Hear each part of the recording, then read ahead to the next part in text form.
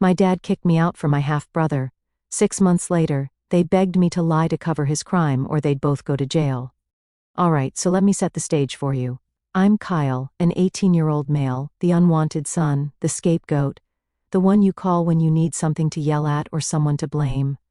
My dad, Frank, made it abundantly clear over the years that I was never his priority. That spot was reserved for my half-brother Evan, a 24-year-old male, his firstborn and the pride of his life. Me? I was more like an afterthought. Now, Evan's my half-brother from my dad's first marriage to this lady named Marcy.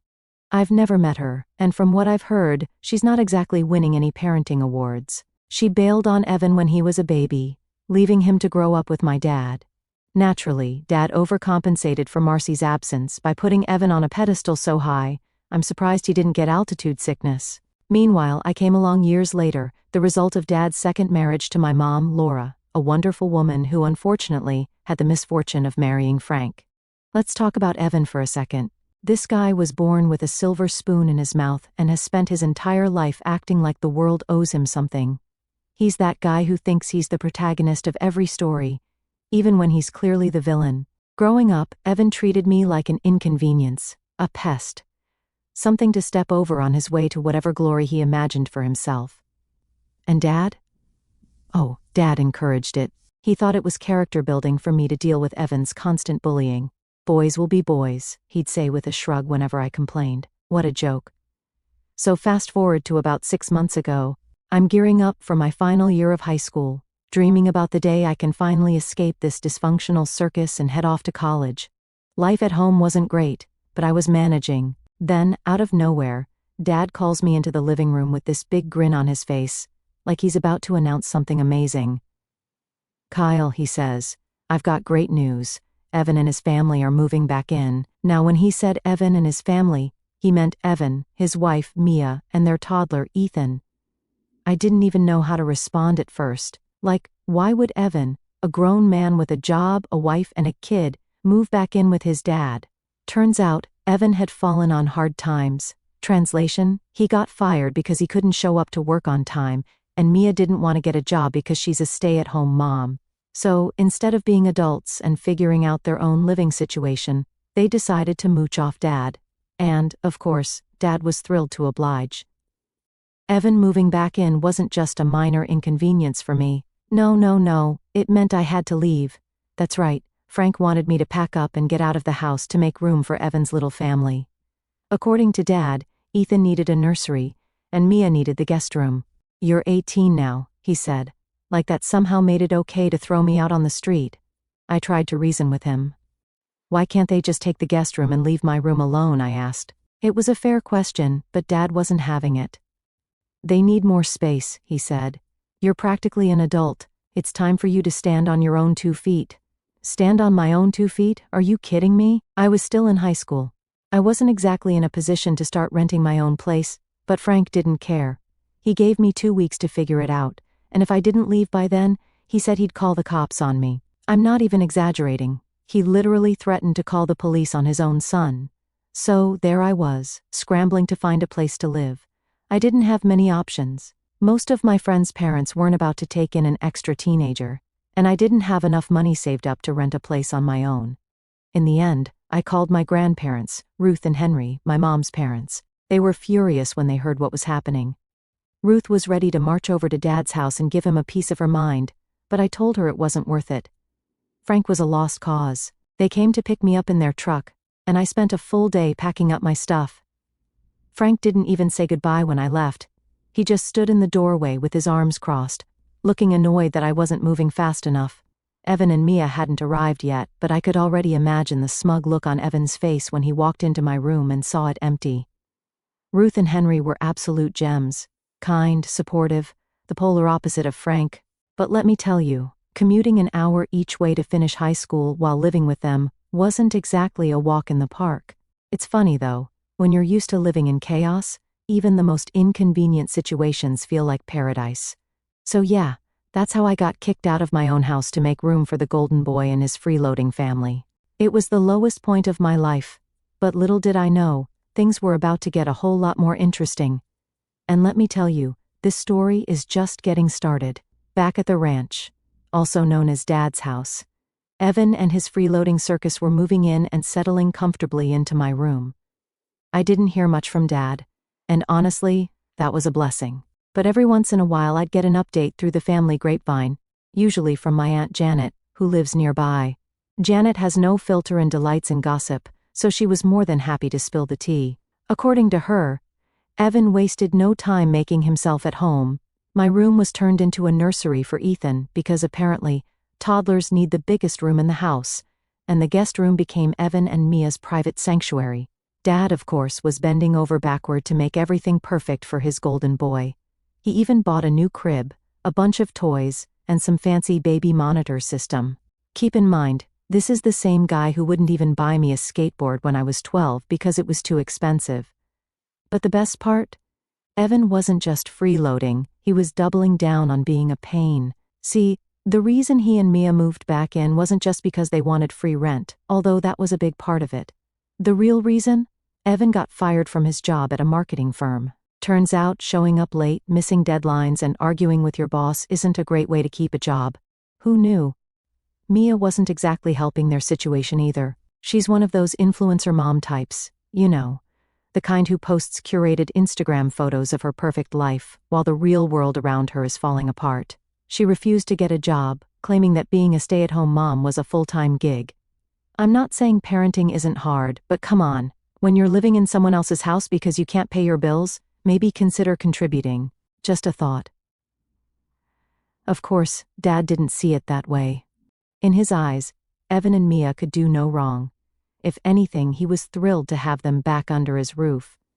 According to Aunt Janet, Dad was constantly bragging about how he was helping his family in their time of need, like he was some kind of saint.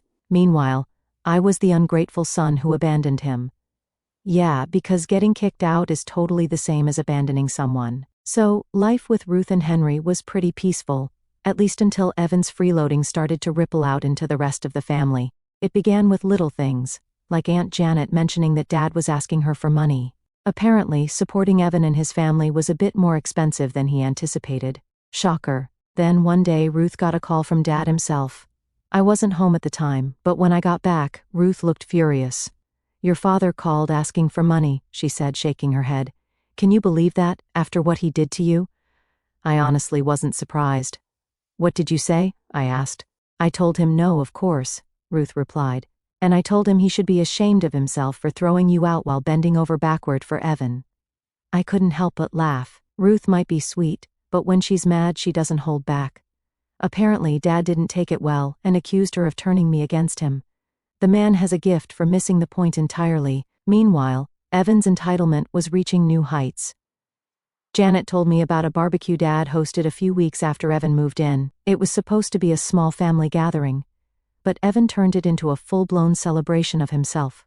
He spent the entire evening talking about how hard it was to find work in this economy, how Mia was such a great mom, and how they were lucky to have Dad's support.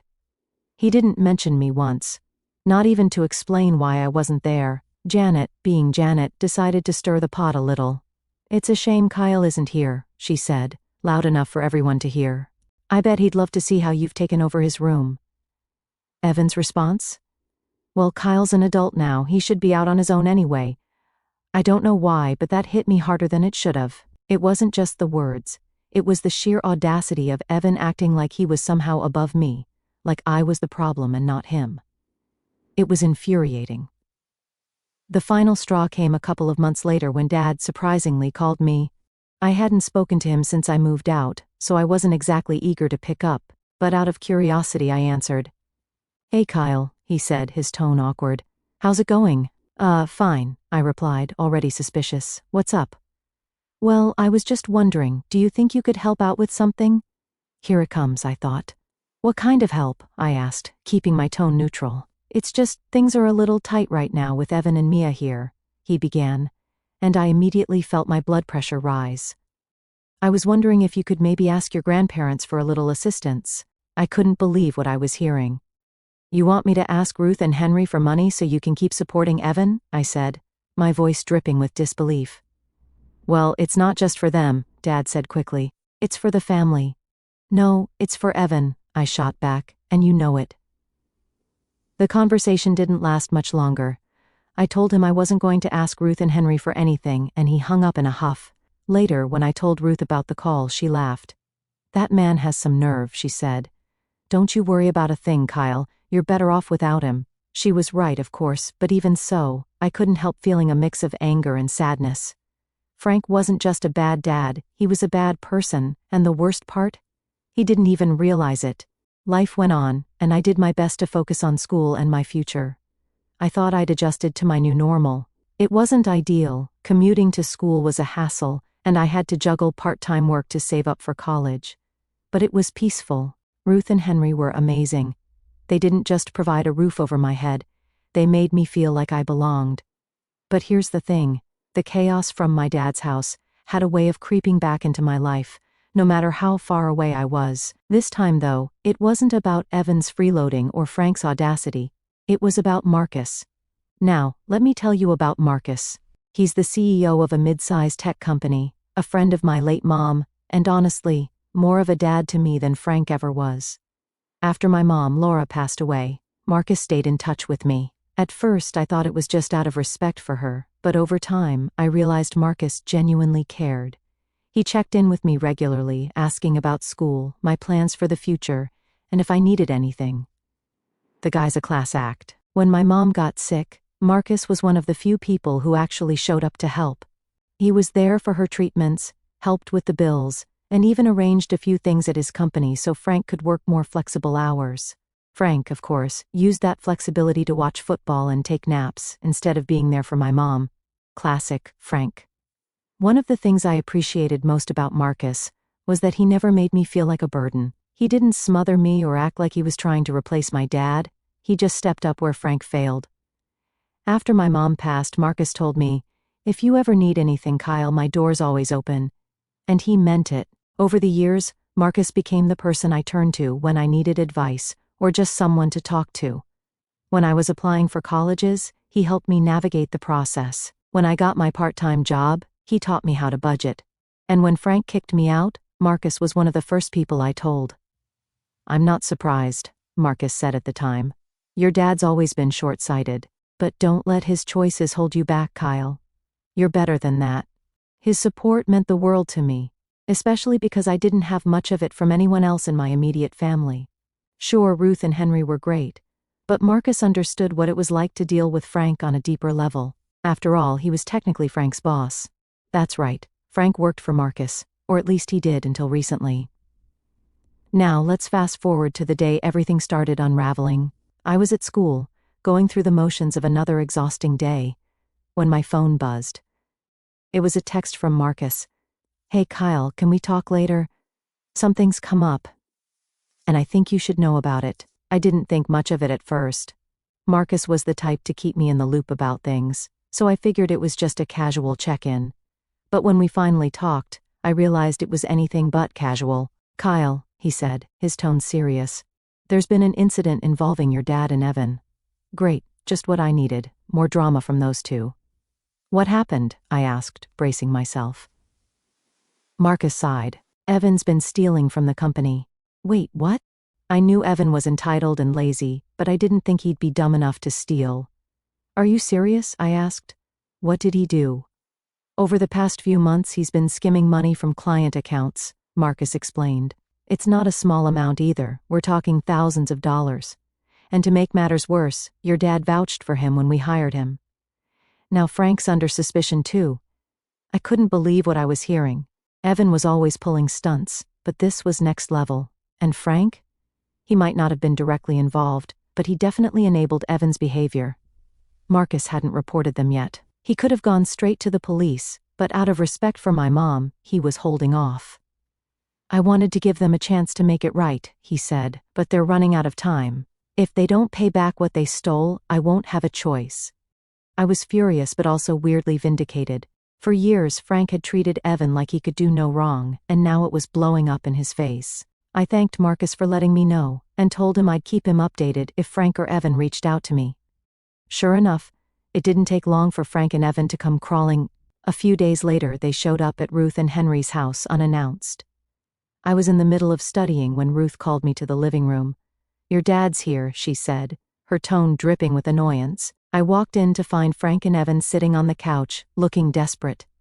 It was the first time I'd seen them in months, and honestly, they looked like crap. Evan's usual smugness was gone, replaced by a nervous energy that made him look like a kid caught stealing cookies. Frank, on the other hand, looked defeated, like he knew he'd screwed up but wasn't ready to admit it. "Kyle," Frank started, his voice shaky, "we need your help." I crossed my arms and leaned against the doorframe. "With what?" "It's about Marcus," Evan said, jumping in. "You're close to him, right? He likes you. He trusts you." "Yeah, so?" I asked, already knowing where this was going. Evan hesitated, glancing at Frank for backup. "We need you to talk to him," Frank said. "Convince him that this was all a misunderstanding. Tell him we were using the money for your college fund or something." I couldn't believe what I was hearing. "You want me to lie for you?" I asked, my voice rising. "After everything you've done to me?" "It's not lying," Frank said quickly. "It's bending the truth, Kyle. We're family. Family helps each other." "Funny," I said, laughing bitterly. "Because you've never helped me. You threw me out to make room for Evan, remember?" Frank had the audacity to look hurt, like I was the bad guy here. "That was different," he said. "This is serious. If Marcus doesn't believe us, we could go to jail." I stared at them for a moment, taking it all in, the desperation, the entitlement, the sheer audacity of their request. Then I said the one thing they didn't want to hear, no. Their reactions were priceless. Evan's face turned red, and Frank started stammering, trying to guilt-trip me. "Kyle, please," he begged. "Don't do this. You're my son." "Yeah," I said, "but you've never acted like my dad. I'm not going to help you." End of discussion. After walking out on Frank and Evan's ridiculous request, I was feeling a mix of emotions.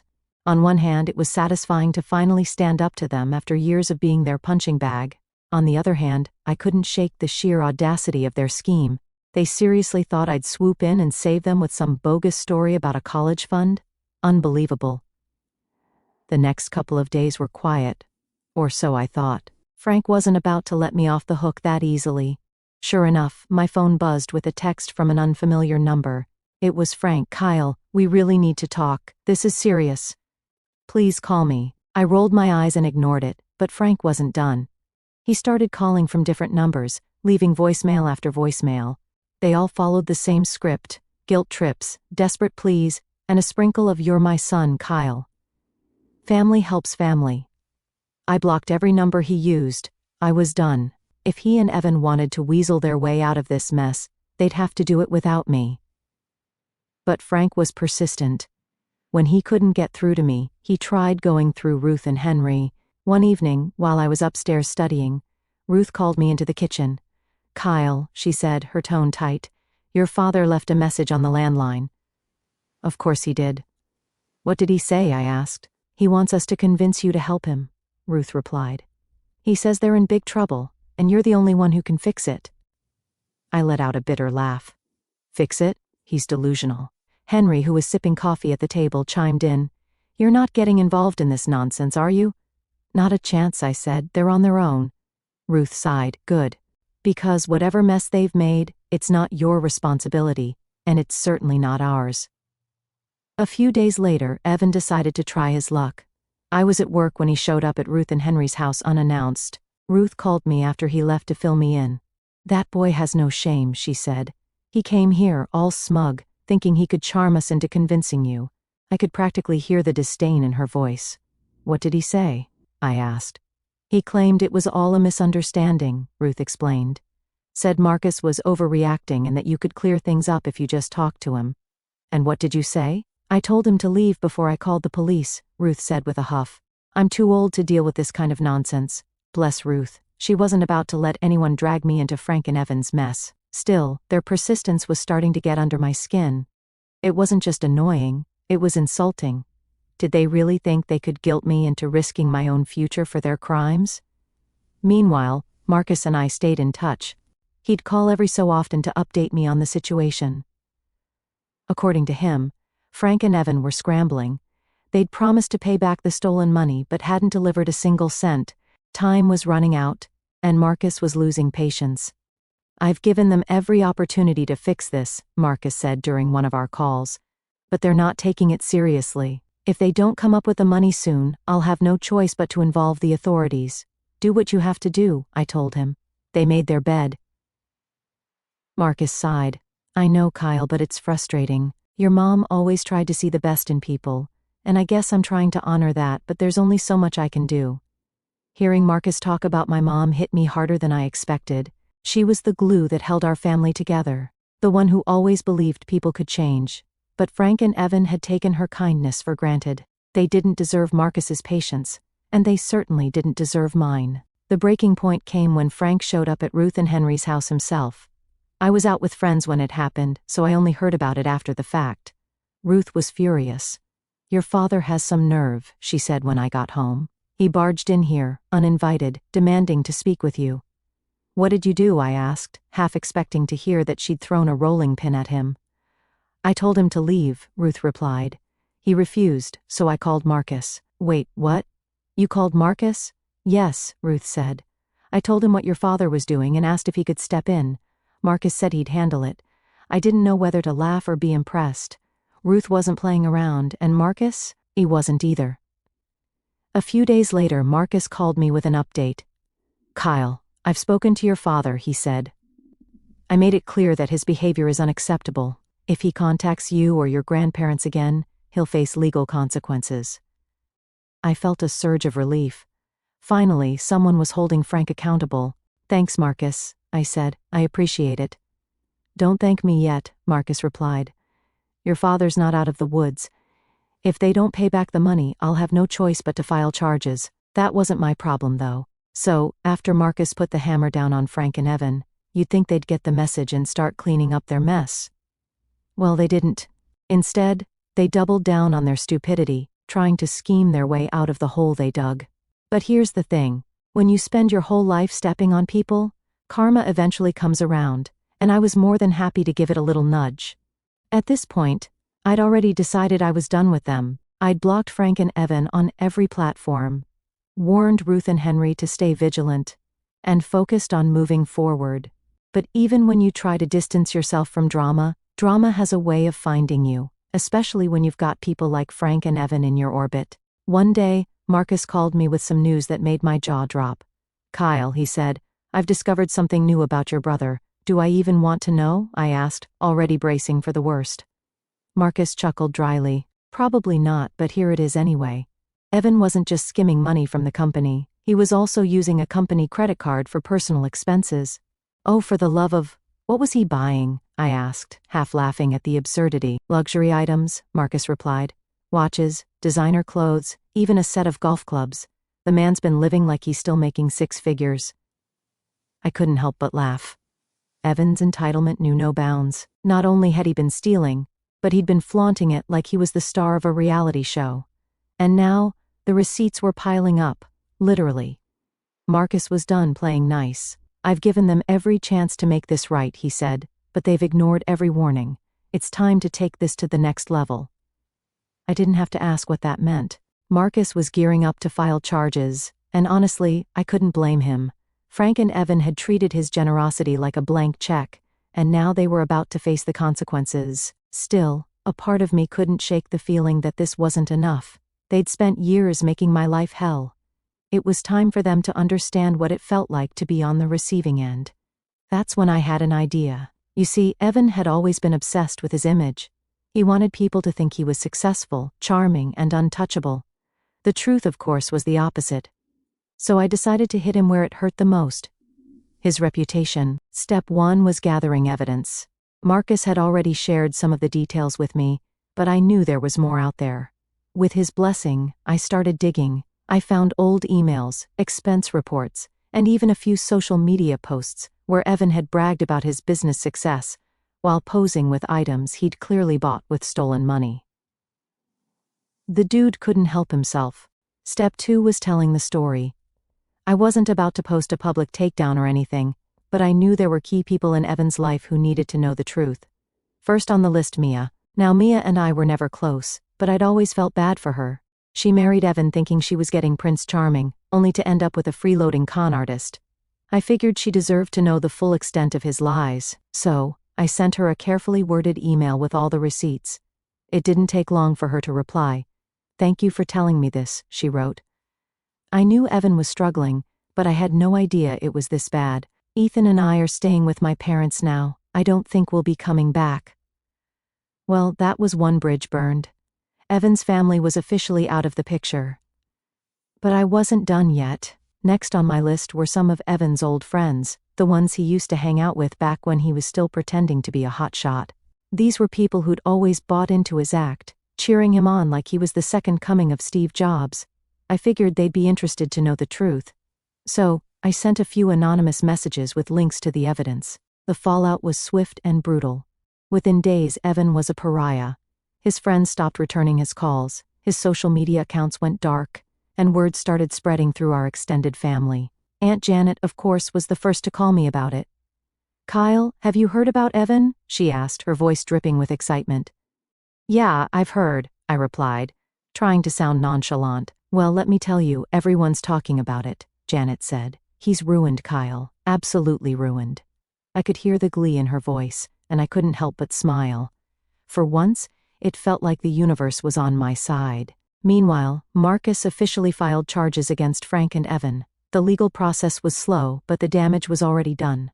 Frank lost his job, his reputation, and most of his friends. Evan, on the other hand, was scrambling to figure out how to pay back the stolen money, probably won't and will end up in jail soon, while dealing with the fallout from his shattered social life. It was like watching a house of cards collapse in slow motion. Ruth and Henry, ever the voices of reason, reminded me not to dwell too much on their downfall. "Focus on your own success, Kyle," Ruth said one evening. "That's the best revenge you can have." She was right, of course, but I couldn't help feeling a little satisfied knowing that Frank and Evan were finally facing the consequences of their actions. As for me, life was finally looking up. With Marcus's help, I landed a paid internship at his company, which was a huge step toward building my future. Ruth and Henry continued to support me, both emotionally and financially, as I prepared for college, and for the first time in years, I felt free from the weight of Frank and Evan's toxicity. Looking back, I realized that their downfall wasn't just about karma. It was about reclaiming my power. For years they treated me like I was nothing, but now I was the one in control. And let me tell you, it felt damn good. Evan and Frank may have thought they could skate through life without consequences, but the truth always catches up with people like them. In the end, they weren't just exposed, they were defeated. And me? I came out of it stronger, smarter, and ready to take on the world. If that's not a victory, I don't know what is.